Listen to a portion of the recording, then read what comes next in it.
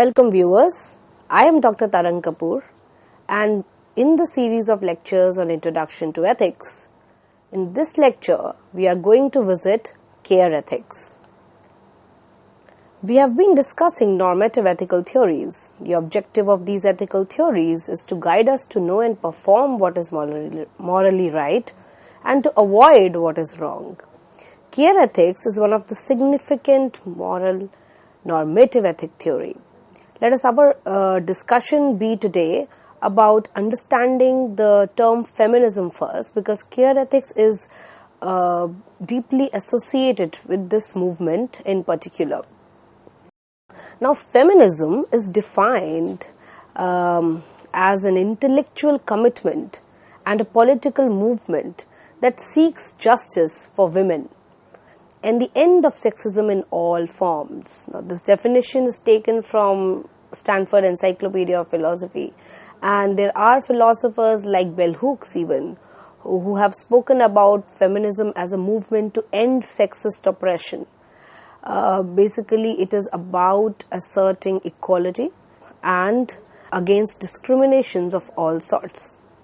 In discussions on ethical theory, feminism intervenes as a critique of traditional approaches to ethics. So we have in the previous lectures gone through Immanuel Kant's approach, deontology, J.S. Mill's approach, utilitarianism, and Aristotle's approach, virtue theory. Feminism is offering us an intervention to criticize these one-sided approaches to ethics as they claim. The traditional approaches are primarily focused on values such as autonomy, impartiality, and neutrality. These values are seen by feminists as morally problematic, as they are patriarchal values, distinctly stressed by male-dominated culture, in as far as they downplay the importance of concrete, caring relationships. So, feminism offers a new intervention, I must say, to understand the value of human relationships. These caring relationships are related to private sphere or family life, those parts of life that are viewed as being feminine as opposed to the masculine or patriarchal public sphere, which asserts values like autonomy, among others. There are two kinds of discourses prominent in feminism. First kinds are those which are concerned with promoting women, equality with men, and those who want to raise the value of women's unique characteristics. Most well-known writers and activists have been those who have stressed women's rights and equality. Mary Wollstonecraft, in Vindication of the Rights of Women, has argued that women are not weak and emotional, but it is their social situation, the context in which they are situated, which makes them look vulnerable, which makes them weak and emotional. She insists that it is the society which has taught them negative moral traits. Many activists who demanded equality and rights to women followed Mary Wollstonecraft.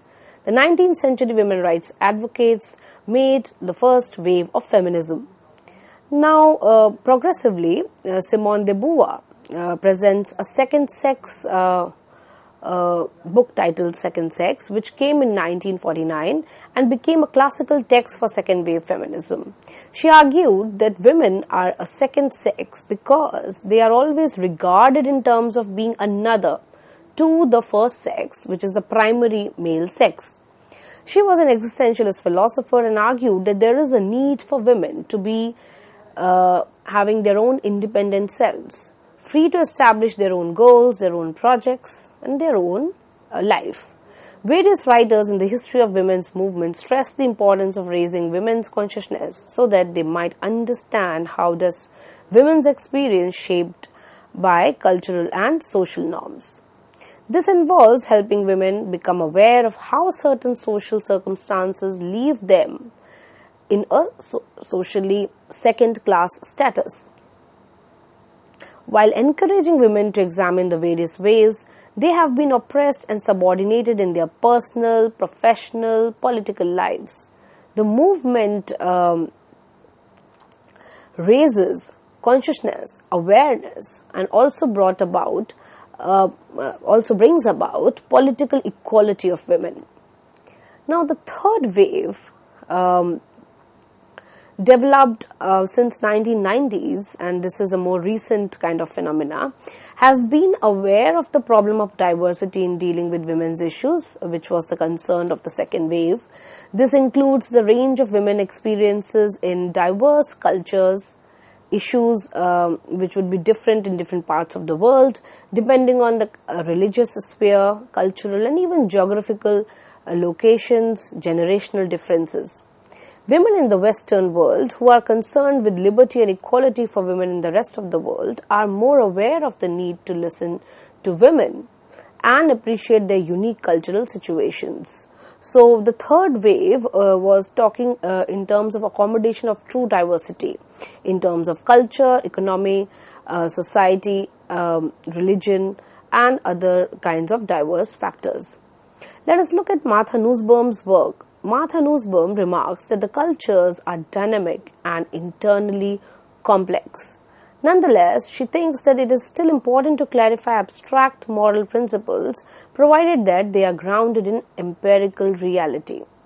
So, the concern in Martha Nussbaum is also to acknowledge the empirical, the real, social and the cultural milieu in which women are situated. So she explains that although feminist philosophy has often been skeptical of universal normative moral approaches like that of Immanuel Kant and others who have offered this neutral autonomous agent as the ethical agent, feminism can make universal claims. Even feminism can do those and make those claims, and this needs to be claim, and that this claim need not be insensitive to difference or imperialistic in nature. Nussbaum's own work dealing with gender issues in India has exemplified the approach that she has championed. She argues that all kinds of criticisms must be grounded in local practices and they must be based on needs and interests of the women who are actually living in that form of life, and they have to be characterized by the specifics of the local context. So clearly this whole idea of common sense philosophy, where we are acknowledging the contextual underpinnings of a person who is situated in a particular milieu. Feminists have done critique of abstract moral principles. It is widely known. These are concerned with complex gender terms and sexuality. Somebody like Judith Butler, associated with third wave of feminism, and she is a post-structuralist philosopher who has questioned traditional norms for thinking about gender and sexuality, as they liberate gender and sexuality for strict social conventions. This feminist moral thought may be said to advance a feminist ethics. International and cross-cultural work requires sensitivity and awareness of the problems of cultural relativism and gender diversity. There is another pertinent critique of feminism. So we have seen the work of Martha Nussbaum and Judith Butler, who are talking about this kind of fleshing out the cultural and the social milieu to develop a better international understanding of the feminist cause. But what are the other pertinent criticisms which argue that traditional philosophy is among the causes of women's oppression itself? It is the traditional way of doing philosophy, the traditional way of understanding the nature of human agency, which has caused much damage to the women position. Traditional moral philosophy has not been favorable to women. It has tended to support the view that women should develop women-centric virtues such as modesty, humility, subservience, which are detrimental to actual cause of women. For example, a philosopher like Aristotle seems to have held that women are inferior to men not only because of certain biological phenomena, but also because they lack certain elements of rationality. So the way they define a rational person sidelines women from the definition. According to him, free adult males could rule over slaves, women and children because of their weaknesses in their deliberative faculties. So, women lack the deliberation faculty. In the case of women, which they have, while women have such a faculty, Aristotle claims that it is without any authority. Psychologists like Carol Gilligan, whose work we are going to refer again and again in our lecture, has done revolutionary work, and she has put the debate about sex or gender differences in moral perspectives and moral reasoning. How the debate on gender helps form our moral reasoning, moral perspective, and how this moral perspective then goes on to define how we understand a feminine discourse. Such experiments she follows up on Kohlberg, a very famous psychologist, on his experiments. Now, she interviewed both male and female subjects about various moral dilemmas and found that the females she had interviewed had a different view than the male participants on what was morally required in each case. They used different moral language to explain themselves, and their reasoning involved a different kind of reasoning in comparison to their male counterparts for giving some moral logic. So Gilligan concluded males and females have different kinds of ethics.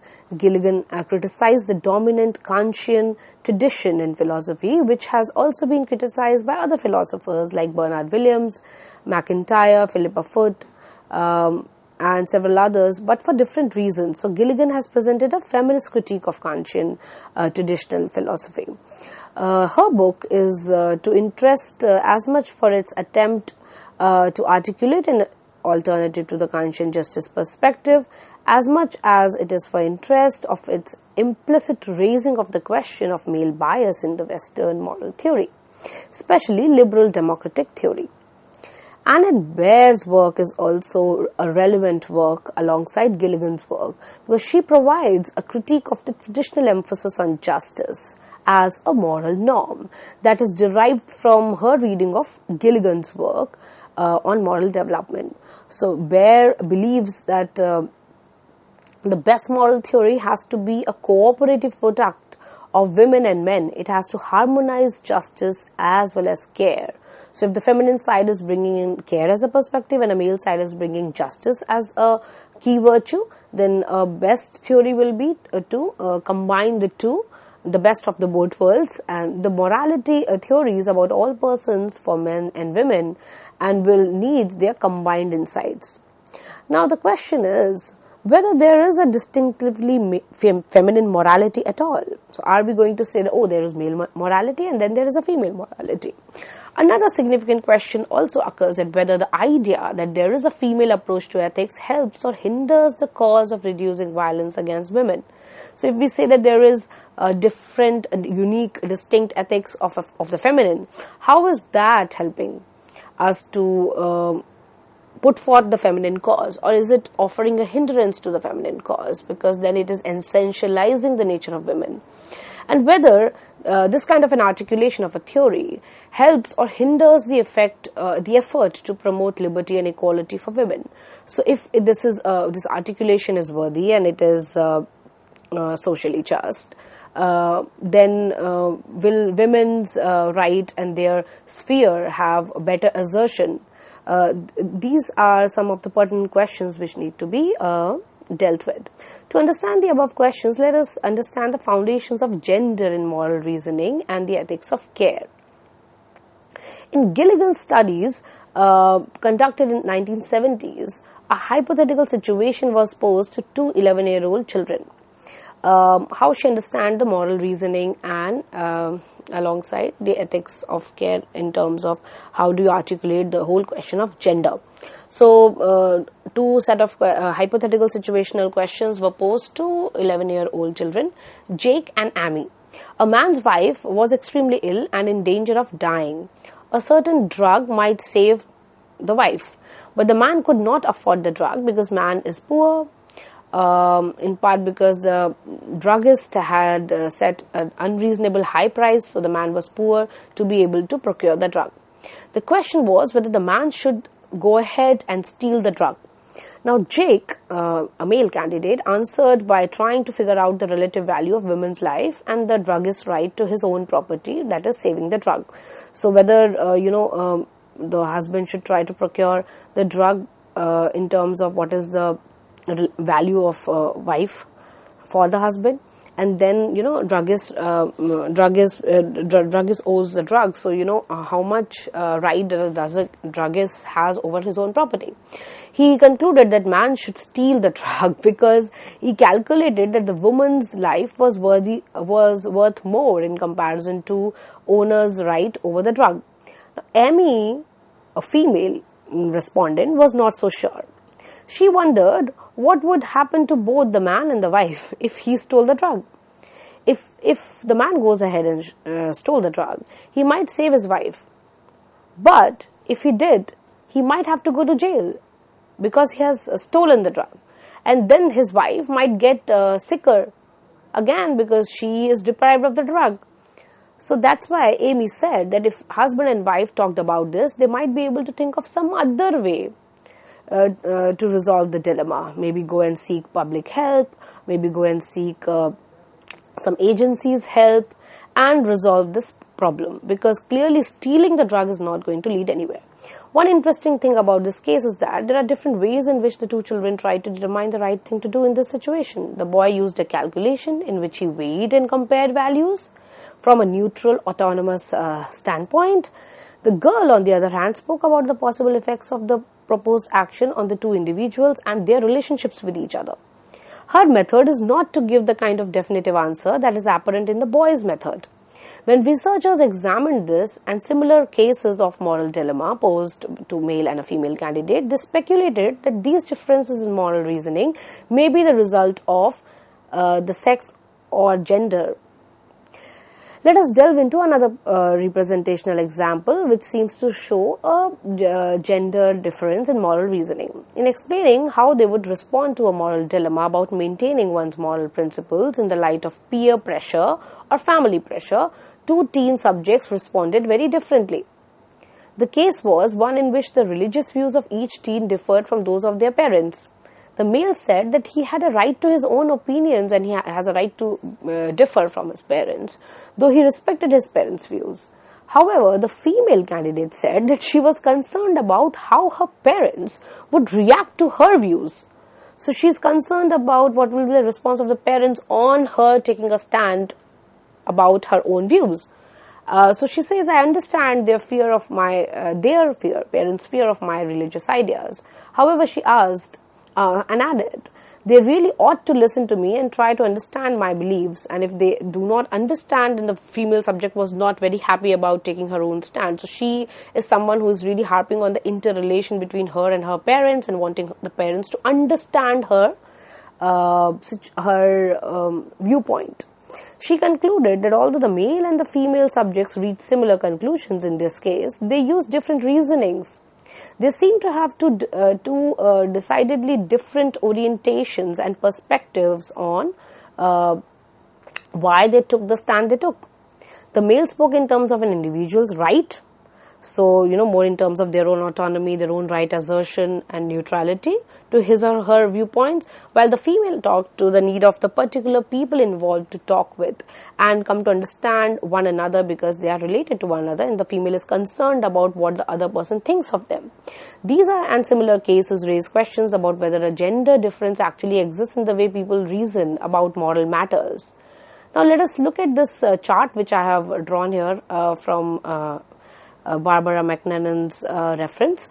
Contrasting pairs of terms can be used to describe female and male ethical perspectives. Now, the female ethical perspectives and the male ethical perspectives, female can go by the point personal, male will be impersonal, female ethical perspective will be partial, males will be impartial, private, public, natural, contractual, feeling, reason, compassionate, fair, concrete, universal, responsibility, rights, relationship, individual, solidarity, autonomy.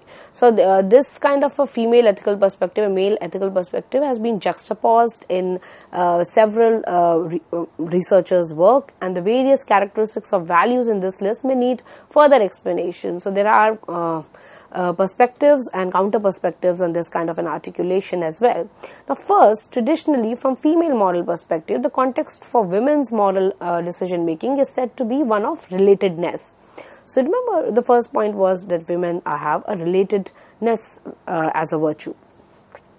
Women vis-a-vis autonomy. So women are supposedly more concerned about their particular people and their relations in their life and how they will be affected by some action of theirs. Women's morality is highly personal in nature in that sense. They are partial to their particular loved ones and think that one's primary moral responsibility is to these people whom she cares for. It is the private and the personal natural relations of the family which tie them together. They are friends that are model of other relations which they forge. So women stress the concrete experiences of this or that event and are always concerned about the real harm that might befall particular people or persons due to their actions. So their primary moral obligation is to prevent harm or to help people. Therefore, the supporters of this kind of an essentialism claim that women are able to empathize with others. They are concerned about how they might feel if certain things were to happen to them. They believe that women moral problems can be solved by talking about them, by trying to understand their other people's perspective. The primary moral obligation is not to turn away from those in need. And therefore the ethics of care is a very pertinent way of defining what a woman looks for in terms of interconnectedness. Now, another famous scholar whose book I like to recommend here is Ned Nodding. In her book Caring, a Feminine Approach to Ethics and Moral Education, she brings forward the perspective we have been deliberating today, the perspective of care ethics. Her work provides a good example and further description on this matter. This approach includes an account of how caring relationships are important for the standpoint, for any standpoint to make sense. So she talks about the standpoint of evolution. As a mother's care for her own children promotes their survival. And nobody could have survived ever if there was not a mother's care. So the mother's care promotes their survival and emotional and moral health in terms of the children's brought up. Indeed, Nodding maintains that we all have a natural desire to be cared for, and that we have the ability ourselves to provide care. So that we have the ability to provide care and a desire to be cared for is ground enough to situate our idea of our thesis of care ethics. This is true whether we are male or female, even though evolution and culture tends to make us think that care is more of a female than a male virtue, but it goes true for both the sexes. Noddings emphasizes that care is not a voluntary act of free and equal parties who enter into some social contract. Rather, we find ourselves already embedded in care, like in terms of family, social context that creates networks of care through which we navigate.